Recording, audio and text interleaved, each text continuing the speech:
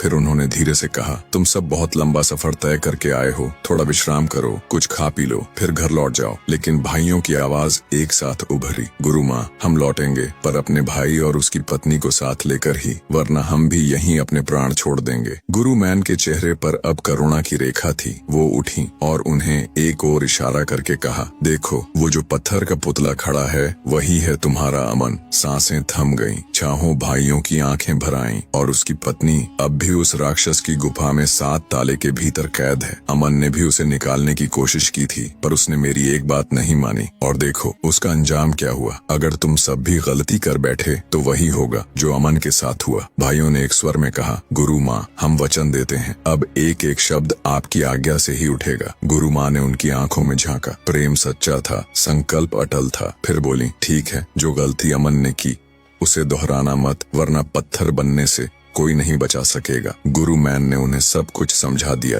राख की 2 मुट्ठियां दाएं हाथ की दरवाजा खोलने के लिए, बाएं हाथ की दरवाजा फिर से बंद करने के लिए। दानव के लौटने में अभी 3 घंटे हैं, समय रहते वापस लौट आना, और हाँ, पीछे मुड़कर कभी मत देखना। भाइयों ने प्रण किया और आगे बढ़ गए। वे पहुंचे राक्षस की गुफा पर, गहरी सांस ली और दाहिने हाथ की राख गुफा के द्वार पर फेंकी। धड़ धड़ धड़ 7 ताले खुल गए और वे भीतर चले गए। गुफा के अंधकार में एक कोने में से कनक खड़ी थी। जैसे ही उसने उन्हें देखा, वो दौड़कर उनके पैरों में गिर पड़ी। भैया मुझे यहाँ से ले चलिए, मेरे नाथ भी मुझे लेने आए थे, पर वादा करके लौटे ही नहीं। भाइयों की आंखों में आंसू थे। बेटी हम तुझे यहाँ से जरूर ले जाएंगे, लेकिन थोड़ा धैर्य और रखना होगा। हम तरीका जानने जा रहे हैं और फिर तुझे इस अंधेरे से आजाद करने आएंगे। कनक ने सिर झुका लिया और कहा, ठीक है भैया, मैं इंतजार करूंगी। भाइयों ने कनक को दिलासा दिया, बेटी हम फिर आएंगे और इस बार तुझे साथ लेकर जाएंगे। कनक की आंखों में एक बुझती लौ फिर से जल उठी। उसने धीरे से कहा, भैया मैं इंतजार करूंगी। भाइयों ने गुफा से बाहर आकर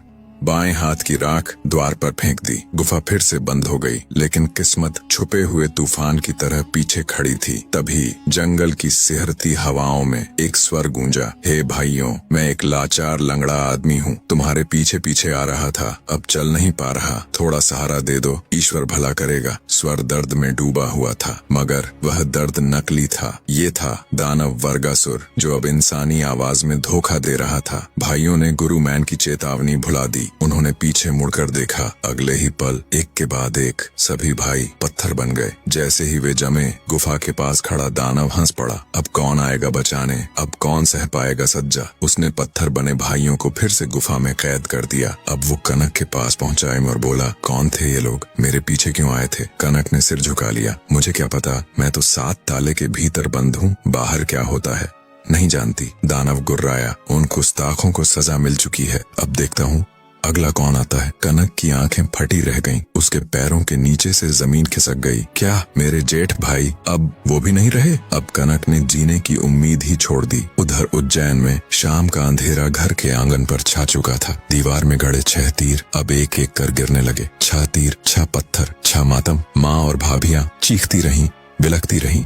सुबह से शाम, शाम से रात हो गई, लेकिन उनका विलाप थमा नहीं। उसी रात उज्जैन की गलियों में एक सवारी निकली, घोड़े पर सवार, सादे वेश में, पर आंखों में गहराई लिए राजा वीर विक्रमादित्य हर रात की तरह प्रजा की खैर खबर लेने निकले थे। लेकिन आज किस्मत उन्हें एक टूटे हुए दरवाजे तक ले आई, जहाँ एक वृद्धा और 6 विधवाएं दीवार से लिपटकर रो रही थीं। राजा विक्रमादित्य उस वृद्धा के सामने खड़े थे, जिनकी आंखों से केवल आंसू बह रहे थे और दिल से एक ही आह निकल रही थी। मेरे बेटे, राजा ने धीरे से पूछा, माँ इतनी रात गए, तू यहाँ क्यों बैठी है, क्या दुख है तेरे भीतर। माँ कांपती आवाज में बोली, क्या बताऊं महाराज, यही मेरे बेटे थे, 7 के 7, और ये हैं उनकी 6 बहुएं। एक बहू मेले से लापता हो गई, उसी को ढूंढने मेरे 7 बेटे निकले थे, लेकिन अब कोई नहीं लौटा। हम जानते हैं अब वो इस दुनिया में नहीं रहे, तो हम कैसे जिए महाराज, कैसे सांस लें बिना अपने बेटों के। विक्रमादित्य की आंखें गीली हो गईं, लेकिन उनका चेहरा संकल्प से भर उठा। माँ अब ये दुख तेरा नहीं, अब ये वचन मेरा है। तेरे 7 बेटे और वो बहू अब मेरी जिम्मेदारी है। मैं उन्हें लेकर ही लौटूंगा, और तब तक नहीं लौटूंगा जब तक उन्हें साथ लेकर ना आ जाऊं। माँ ने उनका चेहरा देखा और पहली बार उम्मीद की एक रेखा चमकी।